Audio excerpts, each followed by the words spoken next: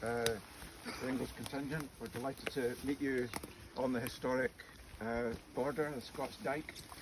This was constructed in 1552 as part of an international treaty between the King of England and the King of Scotland to demarcate the boundary in what was called, still is called, the debatable lands in this part of Dumfriesshire.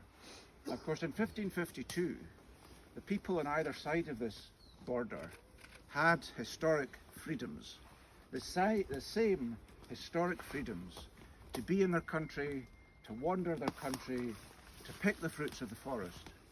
And all this boundary demarcated was the boundary between two jurisdictions, ancient jurisdictions that today are still independent. But today, in this jurisdiction to the north, we have statutory rights, in the words of the Land Reform Scotland Act 2003, to be and to cross, to be on and to cross land. In comparison, in the jurisdiction on the southern side of this ancient boundary, you have no such statutory rights. And all we're really asking for today is the restoration of those historic freedoms and their underpinning by a statute that allows people in England and anywhere in the world to enjoy England, to be in England, to cross England, to sit at the foot of a tree and enjoy the sunshine, to sit by a burn and enjoy the peace and quiet, to paddle down a river.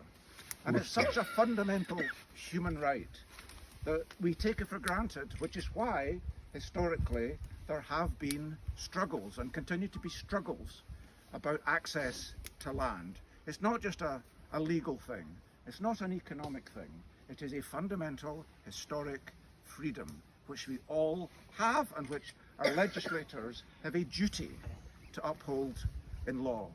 And with that, I would like to present to you English campaigners an English Right2Roam Bill 24, sorry. This is modelled on the Scottish legislation. There are people here far more qualified than I to speak on the detail of this and how we got there. But critical to getting there was for this ancient jurisdiction to the north here to have the restoration of its own parliament, its own legislature.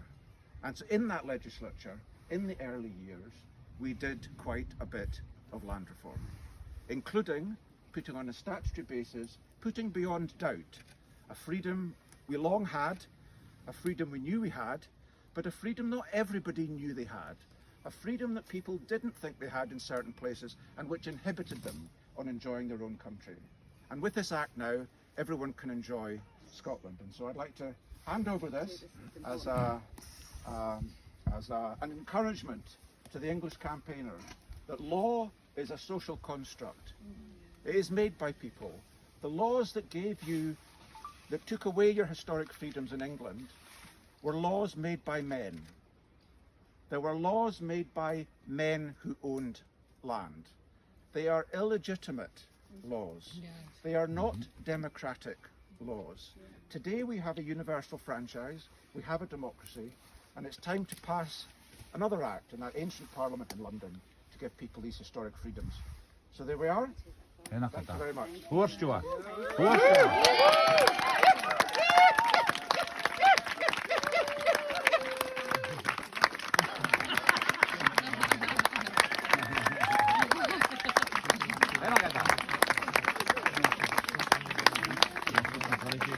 you.